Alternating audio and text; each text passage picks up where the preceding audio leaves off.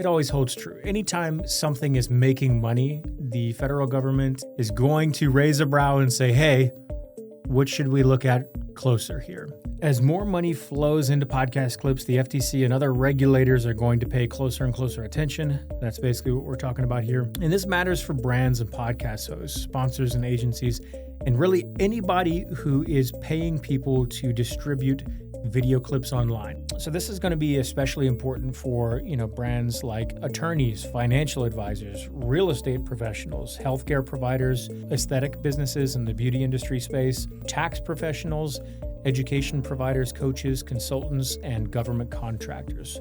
Whether or not it's just the really compelling content that you get in a short form video, or an open curiosity loop that brings people into wanting to get more and bringing them, of course, to the long form, the full length episode. And that's where, we've come up with kind of a framework, that's kind of a win-win.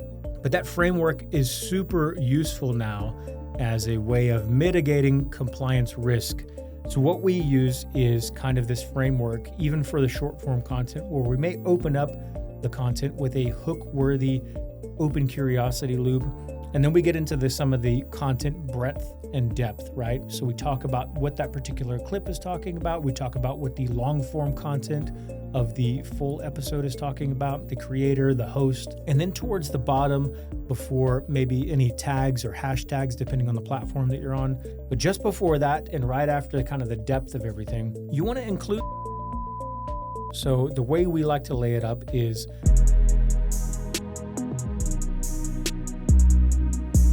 what's up, everyone? I'm Matt Nelson with Peachtree Rose Marketing, representing San Antonio podcasting. And by the end of this episode, you're going to better understand why the Federal Trade Commission, or FTC, is potentially going to scrutinize the relationship between paid partners like sponsors and content creators like podcast hosts on short-form video platforms like Instagram, TikTok, YouTube Shorts, and LinkedIn. More importantly, by the end of this episode, I'm going to give you an easy-to-follow framework that not only helps you mitigate compliance risk in the future, but helps your brands and sponsors show up on traditional search engines like Google and Bing, as well as answer engines like ChatGPT, Claude, Perplexity, and Gemini.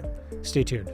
So the podcast clipping gold rush is here, but so is potential compliance risk. I'm Matt Nelson from Peachtree Rose Marketing, and today I'm representing San Antonio podcasting because we're talking about industry-specific stuff that's important for brands, businesses, and personalities, especially those who are sponsors of podcast-related content and those who are taking on sponsorship. So today we're actually talking about something that is on the Federal Trade Commission's radar, the FTC. They haven't come out with any official ruling yet, but this is something that Business Insider just talked about on one of their news articles about the compliance risk that is on the rise when it comes to video clipping of content. And they specifically cited video podcast style content. So that's what we're kind of here to talk about today, as well as some frameworks and some potential ways you can get around it, even in the absence of official guidance from the FTC at this moment. So in late April 2026, the Federal Trade Commission basically announced that it's on their radar and it's important to them that brands are disclosing the commercial relationship when they are putting out content in short-form video land. Super validating for those who are thinking about sponsorship or those who are taking on sponsors. We've known for a long time that long-form content that's filmed, such as video podcasting style content, builds the know, like, and trust factor like none other. And especially when businesses and sponsors can get around a personality who's already built that trust. They've already, built themselves up as an empathetic authority figure in their industry. And they've already got, an organic audience. It's very easy to tap into and borrow some of that trust as a sponsor. But that's also why it's important ethically for, the FTC. And it always holds true. Anytime something is making money, right, the federal government, any organization in the federal government is going to raise a brow and say, hey, what should we look at closer here? And that's pretty normal. It happens in every industry. And it just goes to show you the validation in the video podcasting space for brands and businesses that are looking to capture or borrow some of that audience trust. As more money flows into podcast clips, the FTC and other regulators are going to pay closer and closer attention. That's basically what we're talking about here. And this matters for brands and podcast hosts, sponsors and agencies, and really anybody who is paying people to distribute video clips online. And we talk about long form video content. That's kind of what we're filming here. And this is what the horizontal style of content is. It might be something you find on a packaging platform like YouTube. And that's where, a subject or a conversation between multiple individuals happens over a longer period of time, and you get a full depth of that knowledge base and that conversation. And then we talk short form video content or clips or clipping for things like social media. That's where you talk about your Instagram, TikTok, video content on YouTube Shorts, LinkedIn, things like that. And it might be used as a way of bringing people to the long form content, or a way of capturing some of the more compelling, hook-worthy, open curiosity loop content that we're used to in the marketing space. But it's also where we need to be cautious, and where FTC, the Federal Trade Commission, have kind of raised their brow and wondered, hey, is this ethical if it's, being backed by a sponsor, or if there's a commercial gain on the other end. And that's where, we've come up with kind of a framework, that's kind of a win-win. We put out some content recently, borrowing audience trust in long form, content creation. And it was really targeted towards those who are thinking about sponsoring a local podcast, because it's a phenomenal opportunity for a sponsor or a brand to get behind, not just because it's great to get behind a creator. It's great to get behind a personality and, gain their audience trust. But even for a brand new podcast that has no audience, it's a great opportunity to leverage the distribution channels that are offered up by a well-executed video podcast. And by that, I mean someone who, has a podcast and is putting not just the long-form content out, but the short-form clipping of that content. And what we talked about in that particular video was using distribution channels and using omni-channel style marketing to fuel that sponsorship and give it a little bit more edge and a little bit more wider distribution, not just for the human element for showing up in local audiences, but for brand citation across search engines like Google and Bing, but also newer answer engines like ChatGPT, Claude, Gemini, Perplexity, you name them. And that's where the framework we kind of developed for LLM seeding or large language model seeding, basically helping with answer engine optimization. At Peachtree Rose Marketing, we've kind of really niched into that, leveraging video podcasting and long form content so we can actually help brands, businesses, and personalities show up in answer engines. But that framework is super useful now as a way of mitigating compliance risk in this space as we talk about short form content. We'll get to some of that in a minute, but we want to talk a little bit about what has changed in the industry.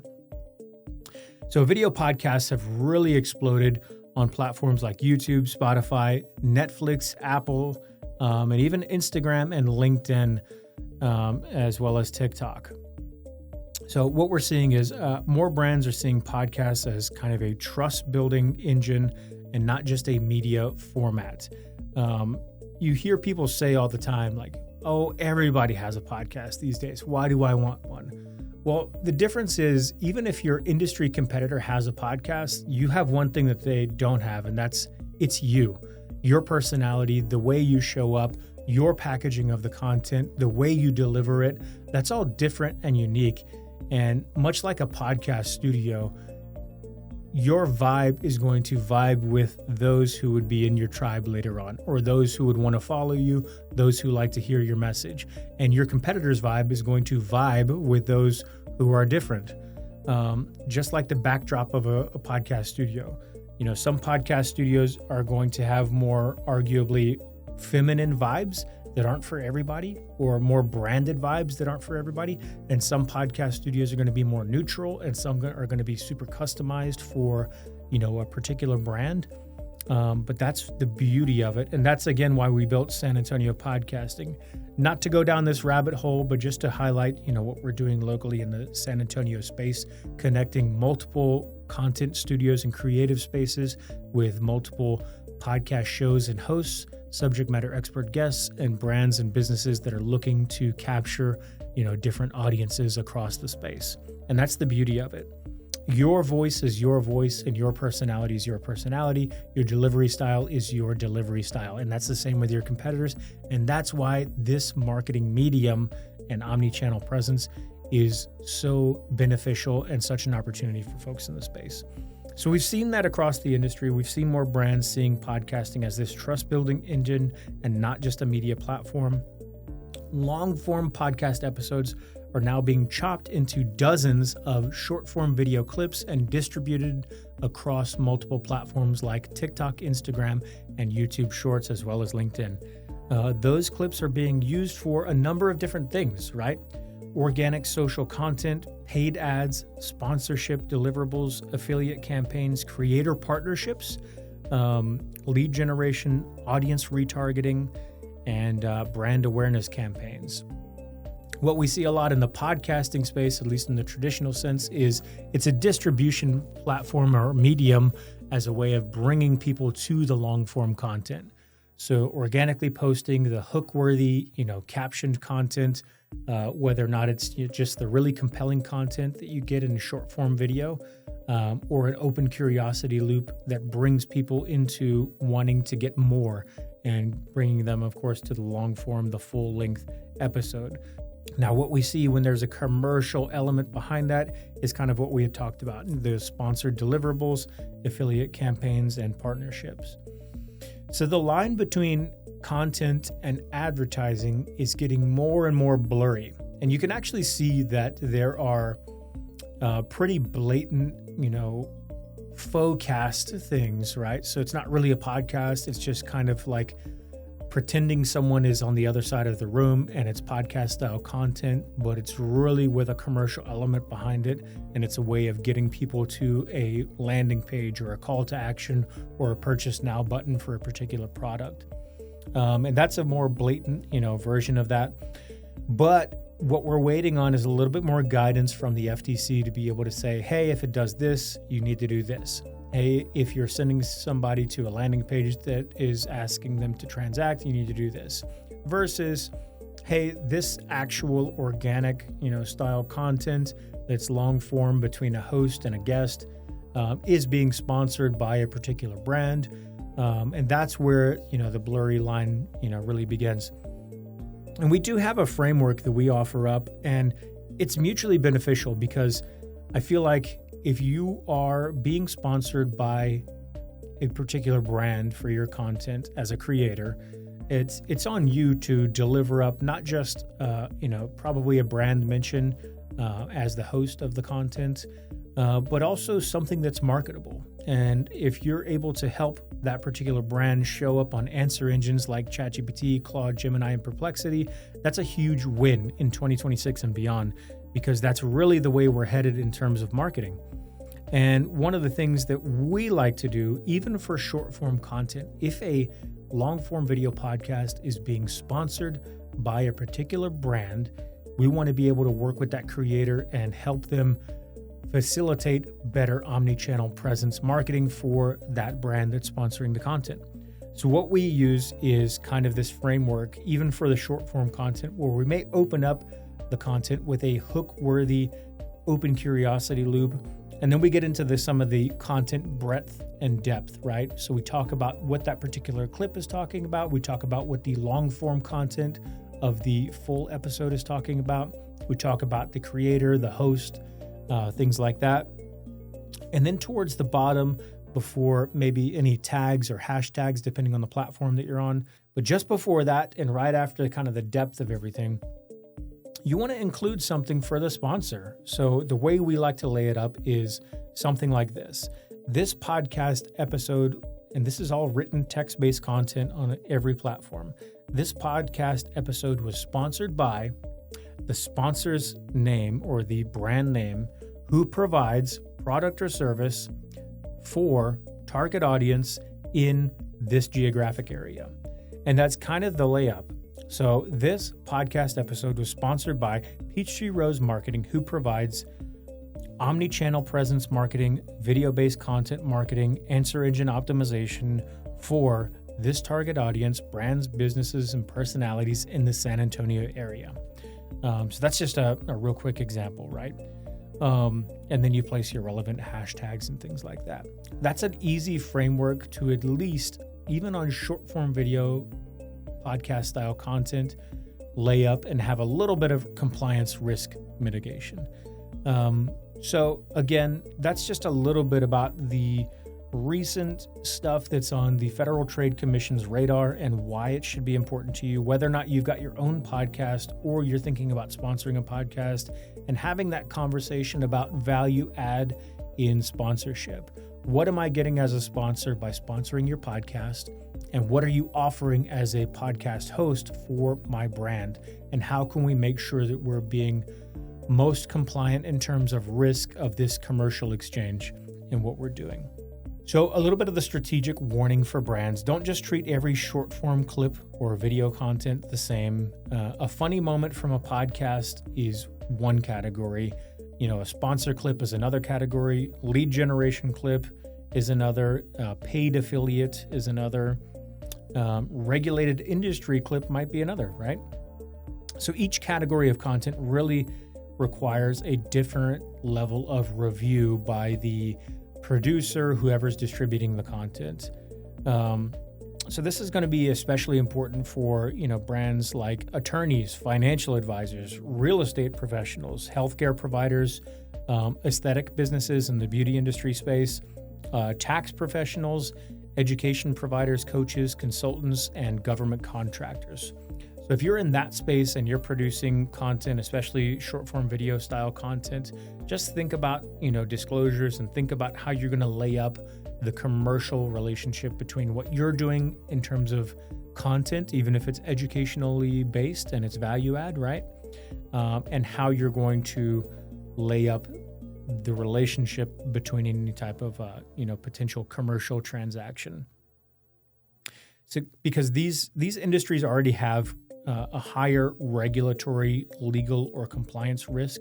So the need is more and more there in terms of laying up the actual association between, a transaction and the content itself.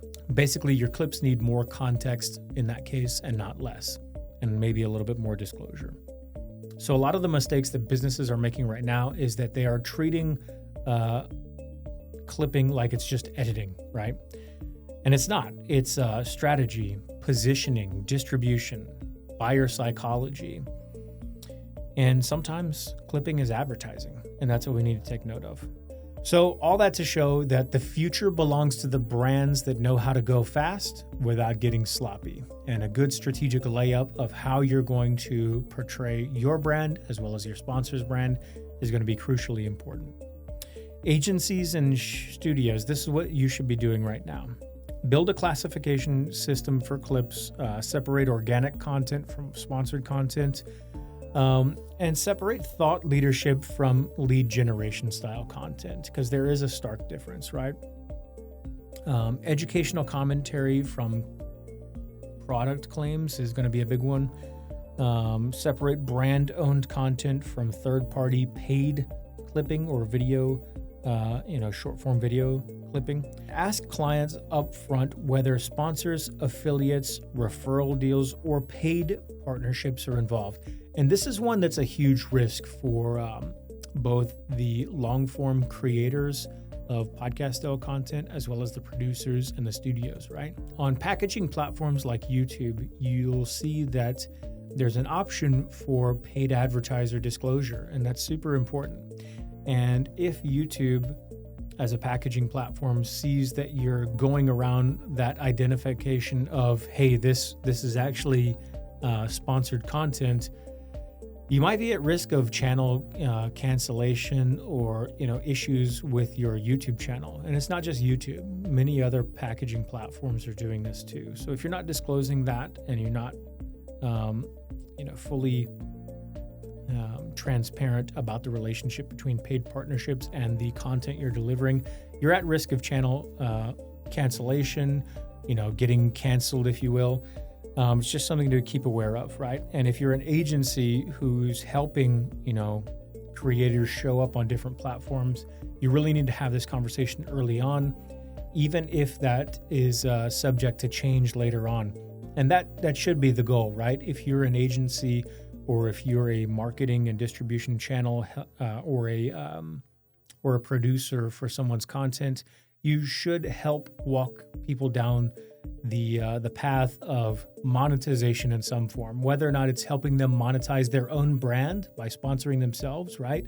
And, walking them down that as a business goal, or whether or not it's helping them get sponsors later on as their, channel grows or their audience grows. We really need to keep this, top of mind and having those discussions along the way and having those touch points along the way of a long-term relationship with our clients. At Peachtree Rose Marketing, we're paying close attention to this because, podcasting is no longer just about, production. The real value is in what happens after the recording, how that content is going to lay up strategically for the brand, business, or the personality. So all that to say, the future of podcast clipping isn't just about faster editing. It's smarter media operations. The brands that win will be the ones that can turn long-form content trust into short-form reach without losing context, credibility, or compliance along the way. And again, I'm Matt Nelson with Peachtree Rose Marketing. Today, we're filming at Podcast Studio San Antonio, and we're representing San Antonio podcasting. And if you're looking to get a little bit more about podcasting, whether or not you're a brand, business, or personality, you're an existing podcast host, you're a creative space and studio, or whether or not you're a guest in any particular industry who wants to show up on multiple podcasts in the San Antonio and Central Texas area, it should be important to you. And if you're looking to sponsor multiple podcasts as a great advertising medium, I encourage all of you, visit sanantoniopodcasting.com to learn a little bit more about how you can take advantage of this growing ecosystem. We'll catch you on the next one.